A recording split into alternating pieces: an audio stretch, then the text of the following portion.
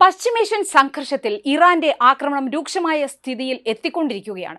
ഏറ്റവും ഒടുവിലായി കുവൈറ്റിലെ പ്രധാന എണ്ണ ശുദ്ധീകരണശാലയായ മിന അൽ അഹമ്മദിക്ക് നേരെ ഡ്രോൺ ആക്രമണം ഉണ്ടായതായി ഔദ്യോഗിക സ്ഥിരീകരണം വന്നിരിക്കുകയാണ്. ആക്രമണത്തെ തുടർന്ന് റിഫൈനറിയിലെ ഒരു യൂണിറ്റിൽ തീപിടുത്തമുണ്ടായതായി കുവൈറ്റ് പെട്രോളിയം കോർപ്പറേഷനെ ഉദ്ധരിച്ച് ഔദ്യോഗിക വാർത്താ ഏജൻസിയായ കുന റിപ്പോർട്ട് ചെയ്തു. ആക്രമണത്തെ തുടർന്നുണ്ടായ തീപിടുത്തം നിയന്ത്രണ വിധേയമാണെന്നും ആർക്കും പരിക്കേറ്റിട്ടില്ല എന്നും അധികൃതർ അറിയിച്ചു. മിന അൽ അഹമ്മദി റിഫൈനറിയിലെ ഒരു പ്രവർത്തന യൂണിറ്റാണ് ലക്ഷ്യമിട്ടത്. എങ്കിലും ഉൽപാദനത്തെയോ മറ്റ് പ്രവർത്തനങ്ങളെയോ ഇത് കാര്യമായി ബാധിച്ചിട്ടില്ല എന്നാണ് പ്രാഥമിക വിവരം. പശ്ചിമേഷ്യയിലെ തന്നെ ഏറ്റവും വലിയ എണ്ണ ശുദ്ധീകരണശാലകളിൽ ഒന്നാണ് മിന അൽ അഹമ്മദി. പ്രതിദിനം 7,30,000 ബാരൽ പെട്രോളിയം ഉൽപ്പാദിപ്പിക്കാനുള്ള ശേഷി ഈ പ്ലാന്റിനുണ്ട്. മേഖലയിൽ ഇന്ധന കേന്ദ്രങ്ങളെ ലക്ഷ്യമിട്ട് തുടർച്ചയായി ഉണ്ടാകുന്ന ആക്രമണങ്ങളുടെ പരമ്പരയിൽ ഒടുവിലത്തേതാണ് കുവൈറ്റിലെ ഈ സംഭവം.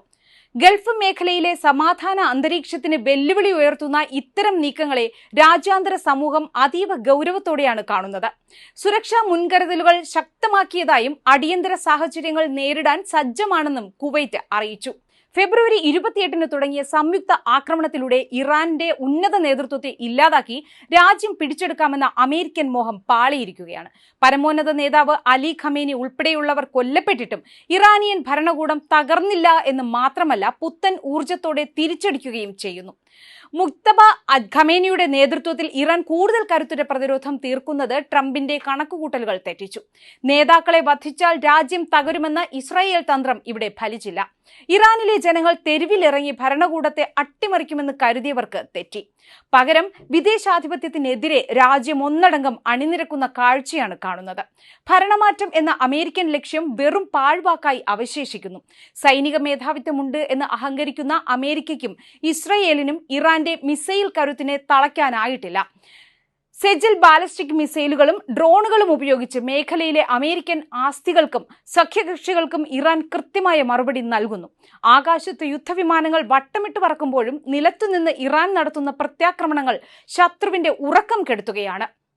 ഹോർമുസ് കടലിടുക്ക് എന്ന ആഗോള വ്യാപാരത്തിന്റെ ജീവനാഡി ഇറാന്റെ നിയന്ത്രണത്തിലാണ്. ലോകത്തിലെ എണ്ണ വിതരണത്തിന്റെ 1/5 തടസ്സപ്പെടുത്തിക്കൊണ്ട് ഇറാൻ നടത്തുന്ന തന്ത്രപരമായ നീക്കം അമേരിക്കൻ സാമ്പത്തിക വ്യവസ്ഥയെ പിടിച്ചുലയ്ക്കുന്നു.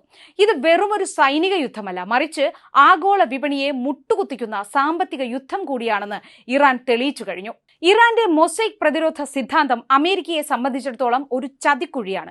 നേരിട്ടുള്ള യുദ്ധത്തിൽ വിജയിക്കാനായില്ല എങ്കിലും തോൽക്കാതിരിക്കുക എന്ന തന്ത്രത്തിലൂടെ ഇറാൻ അമേരിക്കയെ ഒരു നീണ്ട യുദ്ധത്തിലേക്ക് വലിച്ചിഴയ്ക്കുന്നു.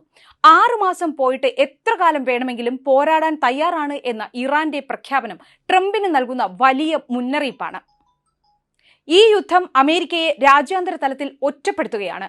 ഇത് ഞങ്ങളുടെ യുദ്ധമല്ല എന്ന് ജർമ്മനിയെ പോലെയുള്ള സഖ്യകക്ഷികൾ പോലും തുറന്നു പറയുന്നത് അമേരിക്കയെ വലിയ തിരിച്ചടിയാണ് ഉണ്ടാക്കിയിരിക്കുന്നത്.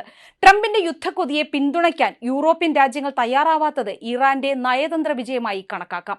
ഗൾഫ് മേഖലയിലെ അമേരിക്കൻ സൈനിക താവളങ്ങൾ ഇപ്പോൾ ഇറാന്റെ നിരീക്ഷണ പരിധിയിലാണ്. ഖത്തർ, കുവൈറ്റ്, സൗദി അറേബ്യ എന്നിവിടങ്ങളിലെ ലോജിസ്റ്റിക് കേന്ദ്രങ്ങൾക്ക് നേരെ ഇറാൻ നടത്തുന്ന ആക്രമണങ്ങൾ മേഖലയിലെ അമേരിക്കൻ സാന്നിധ്യം എത്രത്തോളം അപകടത്തിലാണെന്ന് വ്യക്തമാക്കുന്നു.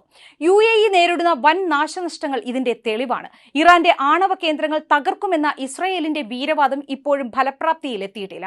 നാശനഷ്ടങ്ങൾ സംഭവിച്ചിട്ടുണ്ടാകാമെങ്കിലും ഇറാന്റെ ശാസ്ത്രീയ കരുത്തിനെ പൂർണ്ണമായി ഇല്ലാതാക്കാൻ ആധുനിക ബോംബുകൾക്കും കഴിഞ്ഞിട്ടില്ല. ഇത് ഇറാന്റെ അതിജീവന ശേഷിയുടെ അടയാളമാണ്.